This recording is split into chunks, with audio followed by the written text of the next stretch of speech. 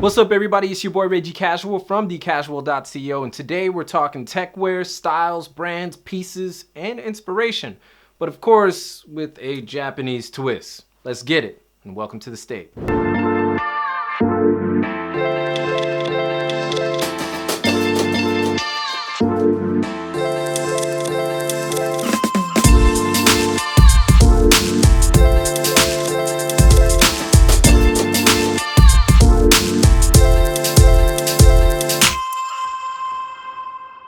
Without going into too much detail, let's just say that techwear is functional and quite often excessively functional clothing with an ethnic, sometimes Asian twist to it. But for the most part, this is all for the sake of style.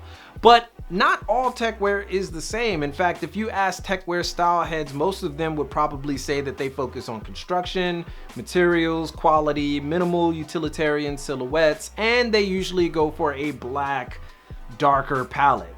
Full warning though, true techwear that uses the best style and construction doesn't come cheap, and it will almost certainly give you a lesson in quality design and fabrics. While there's a lot of different variations of techwear, we're gonna focus on three today: the classic kind, athletic techwear, and future utilitarian. I like to call it that. A lot of the time, these are actually mixed together to create different variants, but most of the time they fall into these categories. Classic, because we all like to be classic. Classic is the most subdued, less about stylish flair and more about function. Typical items that protect against the elements, like your down vests and coats and jackets, mods coats, and Gore-Tex infused apparel. They all fall into this category, but the most important thing is that it places emphasis on drape and layering. Functional, but not excessive, clean and classic, because you need all of these things to protect yourself against the elements. Now, many would argue that the classic look isn't technically techwear, so to speak, and more conditional wear. But those are the people who are looking for more style over substance. And that's because the classic look often makes use of traditional brands as opposed to the more out of reach ones price-wise. Think brands like North Face, Patagonia, Columbia, nearly every sports brand, and even a couple of pieces from snowboard labels out there. They all have pieces that can fit into techwear if applied correctly. Now, as far as Japanese brands are concerned, we focus a bit on drape and layering in all types of styles over here. So a brand like Discovered can work here with a couple of pieces. Another brand, Man of Moods, M, does especially well. Snow Peak is another classic conditional brand, very good for techwear. Double Taps, a streetwear brand whose winter collections can add some punch to an ensemble without going too far. Also, we have Cab Imp. They can go there with a more streetwear meets techwear vibe. We've seen them do this in past collections with their pullovers. Now, you can even use classic military gear to pull this off, and there's thousands of vintage stores that you can find pieces like that here in Japan. It's all about putting the right pieces together and making it work for you. Athletic techwear, on the other hand, is exactly what you would think, based on athletic wear, although a lot of people tend to put athletic techwear into the same category of athleisure. But it's important to remember that techwear is functional, used for various conditions during any particular season. Techwear isn't just reserved for colder climates or colder weather. And athleisure or ath-tech serves as a great alternate during those hotter months. So athletic techwear is functional but athletic, breathable and easy to move in, light and noticeably more involved than your average workout gear. We got compression pants here, tech woven and nylon apparel, light runners, Gore-Tex infused pieces again for when it rains. Again, they all fall into this category. Still tech, but noticeably less involved. Athleisure, or ath-tech as you would call it, has its place in techwear, but it's often mixed with both classic fusion and future utilitarian to create variants.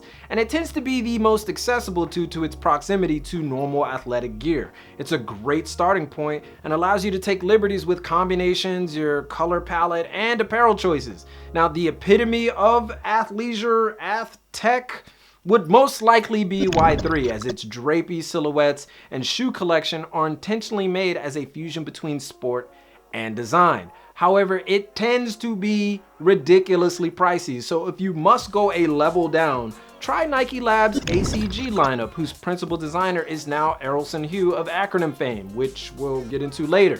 ACG offers a range of different apparel to work with, and they're a bit better on the wallet. Still kind of expensive, but it's way better than Y3 as far as price is concerned. If not those, then the Ath Tech vibe can easily be put together by simply going to an athletic brand and picking out tech conditional inspired apparel and planning out the style accordingly. And finally, we get to future utilitarian. Anoraks, zippers, pockets, cargos, boots, tech sneaks, utility vests, strap jackets. Did I mention zippers? Because they're all over the place. It's the epitome of the tech look, and it's often the image of tech wear that most practitioners of the genre are going for. It also happens to be the most expensive, as most of the fabrics and techniques used to make the gear are top notch and made for all conditions outside of just being nice to look at. Sometimes it might be excessive. It's dystopian without the distress, functional without looking like you're about to climb a mountain, and the traditional palette of the style, black, grays, whites, khaki, and olive, keep it from being too complicated to pull off. Future Utilitarian also has the characteristic of like hanging straps, which is just a nice feature. It's used to create length, so watch out for that. Now, you can't talk about this variant without mentioning Acronym by Errolson Hugh. It's the forerunner in this category, but the brand is out of reach for most, as it's slightly, I mean, it's not even slightly, it's just crazy expensive. Now, this is due to the fact that they have their own production facility, and Errolson is a well-documented perfectionist, so it's to be expected.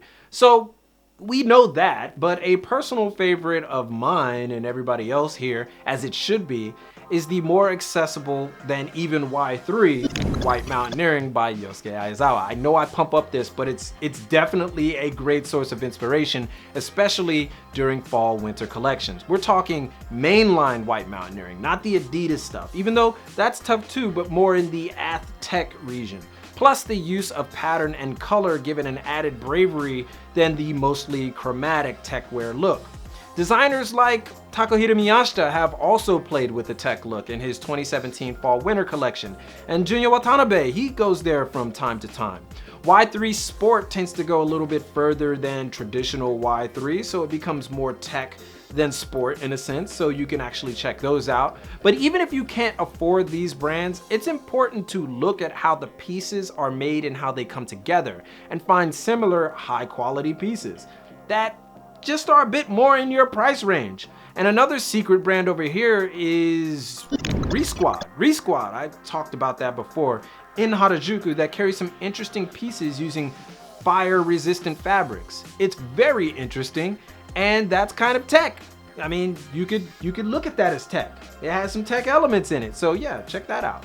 As we said before, Techwear has plenty of variants, and the three main styles mentioned here are often mixed together to create various results. Classic fusion and athletic can create a comfortable, clean look while still being useful in harsh conditions. Athletic and future utilitarian can have you looking like an urban ninja. Classic and utilitarian will have you adding classic prints and silhouettes that have you more in the Blade Runner cyberpunk region. It's all about discovery is what I'm saying. Mixing, matching, mashing, and implementing tech-imbued apparel. Modular clothing, that's basically what it is. It would probably be the best way to describe the style. But forewarning, a disclaimer. We're all for the aesthetic of Techwear. It's dope, but there is a community surrounded by it that is fierce. Seriously, once you go down that rabbit hole, expect to be grizzled if you try to go around them. The community of Techwear followers are a vicious bunch when it comes to quality, who makes what, and the materials. We at The Casual come at it from a Japanese perspective, so we're safe over here in our vestige in Tokyo. That is to say, if you do want to get into Techwear, truly follow the community and learn from them. They know a whole lot more than what we can tell you in this video. In fact, I am ready to get grizzled on this video from Techwear followers. I'm ready for it. And as with anything, become a part of the community and they'll teach you. Go around them and they will call you out at every turn. Techwear isn't like other trends. People get serious about it. They're spending a lot of money to get it. So don't go out there without learning it first. Now, we just gave you an olive branch, so do that do with that as you will, but you've been warned. Now, the good thing about Techwear is that it's not so much of a trend as it is a lifestyle, so it will remain around as a style even if it's long gone as a trend. Plus, the pieces are timeless and high quality, so you'll be good even if something is old, mainly because those that love the style or are practitioners of it keep the gear in good condition. So, let us know what you think about the brands we talked today, or just let us know what you think about Techwear in the comments. Hit that thumbs up if you like this video, and follow up on Instagram and Twitter to stay updated on the latest. But most importantly, keep it locked right here for your info on international street fashion and culture from Tokyo. Yoroshiku ne, and keep it casual. Ja, owari desu.